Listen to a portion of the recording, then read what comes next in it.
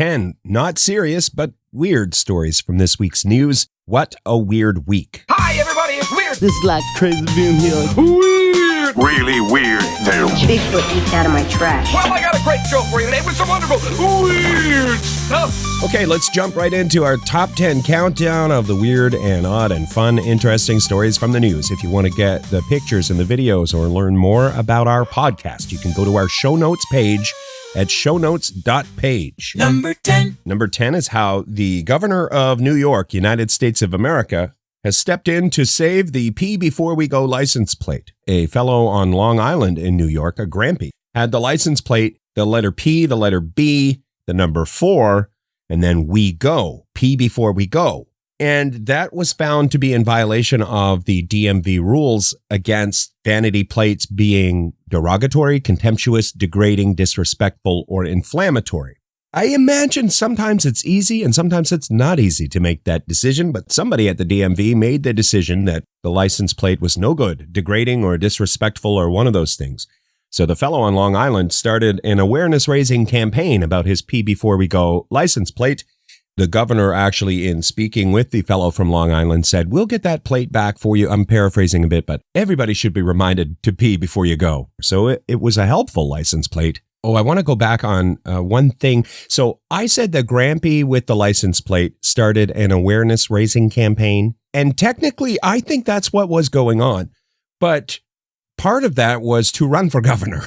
So running for governor of New York, and Grampy's platform was pee before you go. Seth Bykowski of Long Island says it is a simple plea for his grandchildren before they hit the road, but the DMV says it's objectionable. The good news for Seth. Seth, this is Governor Kathy Hochul. How are you today? Governor, what a pleasure. How are you? Good. I read about your plight in the news that the DMV took away your hilarious license plate. I loved it. Oh, thank you so much. I appreciate that. Well, I'm going to get it back for you. That coverage from CBS 6 Albany. We'll link to that in the show notes. Number 9. Number 9 is this fellow. So I see a couple of turkeys. I didn't think too much of it. I said, "Hey, what's up, turkeys?" Then they started coming at me. I was just minding my business, walking down the sidewalk. They started approaching me, and I was just like, "Okay, I don't want none of the, whatever this is. I don't want it." At one point, you turn around and kick some snow at them. Yeah, because at this point they were starting to get up, they were giving me the business. Then some lady in her car just yelled "Hey, come on, hop in." And so you didn't hesitate jumping in. No, I was just like, you know what? She's some random lady in the car. I look like the Unabomber. So she's the one who's reaching out here. And honestly, I just want to get away from these turkeys. That's some of the coverage from CBC News, Ottawa, Ontario, Canada, planet Earth. And that is Mike, who, walking home from work, was attacked by a couple of turkeys. You don't see that every day in Canada, I'll tell you that. Mike had to flee to safety, and a kind stranger said, "Hop in my car. It's safe." I'll link to that video in the show notes. Click shownotes.page. We do have a few turkeys here in East Coast Canada. It's a growing wild turkey population, but usually you don't encounter them on the sidewalk. So I went online to learn a bit more because maybe you're like me, you don't have too many wild turkeys. It's only a matter of time until they begin taking over our residential neighborhoods. If they could come for the capital of Canada, Ottawa, I feel like it's only a matter of time. We've got to be ready all over the globe. The internet says use dominant body language, stand your ground, even move aggressively towards turkeys. Some wild animals you don't know.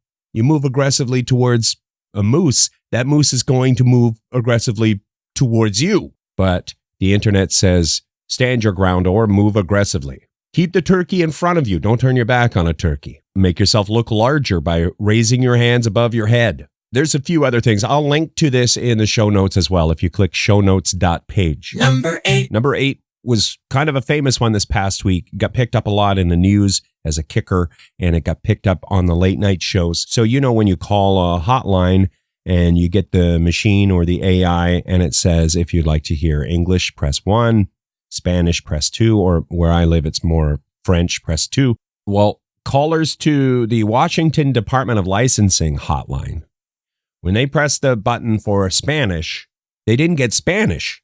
They got someone speaking English with a Spanish accent. And somehow that made it all the way through to, being an option when you call the hotline. Some sort of AI mix-up. Last July, her husband called them and followed the AI-generated prompts. He clicked Spanish and he was like, "You have got to hear what just happened when I clicked Spanish." Here's what they heard. Thank you for calling the Department of Licensing Customer Support Center. English with a Spanish accent. Last week, she discovered no one had fixed it. So she posted again. It's now half in Spanish and half in English. This time, her video went viral, and the agency got the message. That's a bit of the coverage from KGW 8 News. Link in the show notes. Number 7. Number 7 is the gene editing technology that scientists in China have used to create tomatoes that smell like popcorn. The article gets into what they did to the genes of the tomato to make it smell of delicious popcorn. The article doesn't get into why take tomatoes and change them. I think it's because they could. I'm jumping to a couple of conclusions because there's not a lot of detail in the article, but I think it's that they could do the gene editing on the tomatoes. I would hazard a guess that tomatoes are an easy one to work with as far as gene editing. But what am I? A gene editor? No. And then the same for why popcorn aroma. I think it's possible that the gene editing to get a popcorn aroma is just faster than, a more complicated, like potpourri. That would have been more complicated. That would have taken more gene editing. I think my thing is, what if you don't like tomatoes anyway, and you don't like popcorn? They just took something you didn't like and made it into something else you didn't like. I'm sure nacho cheese is on the way. Nacho cheese flavor tomatoes on the way soon. Fingers crossed. Number 6. Number 6 is the lady Svetlana, who we talked about on this program before. A lady with a prior conviction for stowing away on a flight to Paris has allegedly done it again. Got past some staff in Newark, got on a flight to Milan, discovered mid-flight, no ticket, detained once the plane landed by Italian police or law enforcement, and now there's an FBI investigation.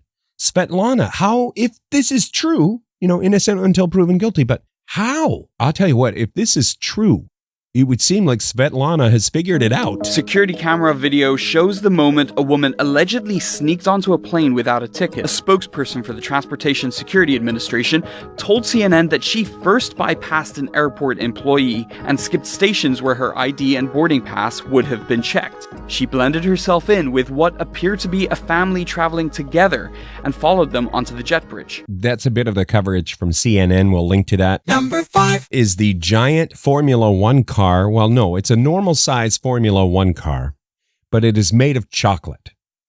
So normal size car, if it were a car, enormous if it's a chocolate bar. This is all about getting attention for Kit Kat and Formula One, their partnership. The chocolate Kit Kat car is 350 kilograms, so double that and a little bit more, 700 and some pounds of delicious chocolate. They say the car is the equivalent of almost 17,000 Kit Kats. No, wait, 2-finger Kit Kats. So I guess that would be what, Halloween size, fun size Kit Kats. 17,000 fun size Kit Kats? Where I live, most Kit Kats come in 2-finger, if that's Halloween, 4-finger normal bar, or the Kit Kat Chunky, which I believe is kind of semi-chocolate famous. Our Canadian Kit Kat Chunky bars are a delicious sought-after commodity, one of our national treasures. Number 4. Number 4 is the man in Manchester, United Kingdom, who had to be rescued from a phone box or phone booth. Around here, I would say phone booth, but I think they're semi-interchangeable. Phone box. It's, if you don't have a chance to click the article, it is a classic red phone box that you would imagine in the United Kingdom. That's what we're talking about. First, let me say, if you've never navigated a phone booth, many people haven't. You're kind of going away. Maybe you've never had the pleasure. The doors can be tricky anyway.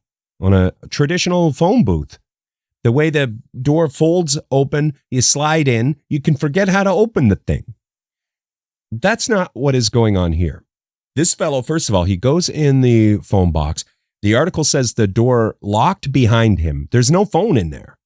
I mean, they're not in use anymore, but you'll often see a phone booth or a red phone box in a neighborhood. So the door snaps shut and locks behind him. The fellow's not even alone. He's with friends. The friends can't get the door open. The article says you need a special key to get that door open, the red phone box in the United Kingdom. Eventually, firefighters rescued the fellow after about an hour of being trapped. That would freak me out a bit. Number 3. A new study of 2,000 coffee drinkers found that nearly half go to bed early to ensure you have enough time for your morning coffee the next day. So you're going to bed early, and the reason is you're already looking forward to the next day's coffee. This survey, funded by a coffee company in advance of daylight saving, our episode is dropping on daylight saving weekend 2026. So one of the other things they found was almost 100% of us make our own coffee in the morning. 93% of us make our own coffee in the morning, which I'm kind of surprised by that. I mean, I do that, I guess, but when you go by the coffee place in the morning, the drive-through, it's lined up like crazy. Somebody's not making their own coffee. Honorable mention.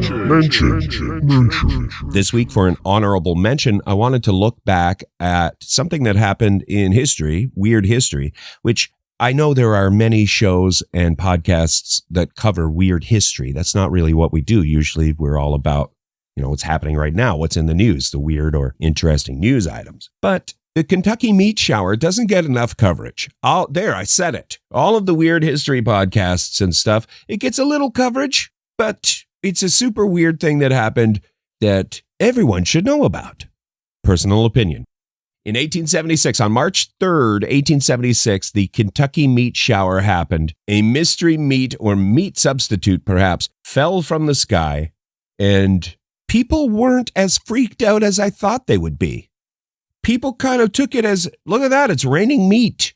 That's my summation of the article we linked to, and some of it is gross. Some of the theories kind of gross. Where did the meat come from?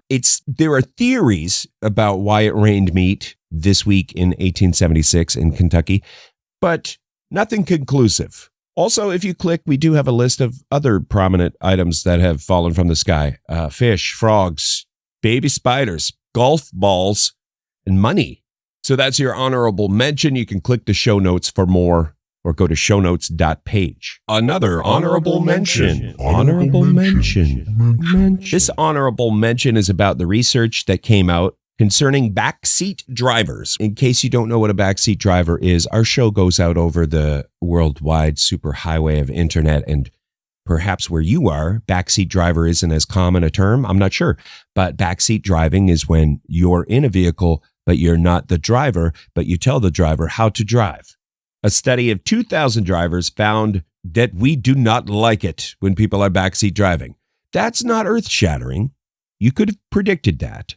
But this study got into specifically how long can we take it? 13 minutes, it turns out.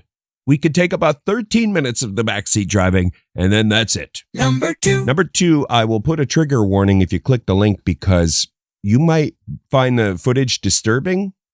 It ends happy, but it's that seagull that was hit with a soccer ball or football. So at the football match, or here we would call it soccer, someone kicks the ball. An athlete kicks the ball very hard, and a seagull happens to be flying over or changes course and gets hit by the soccer ball or football and falls from the sky. And it looks like the seagull is unresponsive. One of the players at the football match starts doing what looks like seagull CPR, chest compressions, and it doesn't look good for a while. And then suddenly the seagull comes back to life and is saved.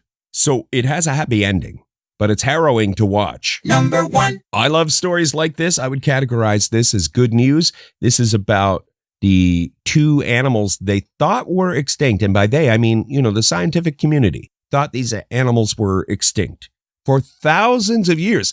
For 6,000 years, perhaps, these animals haven't been seen. It was believed they were extinct, and they've been rediscovered.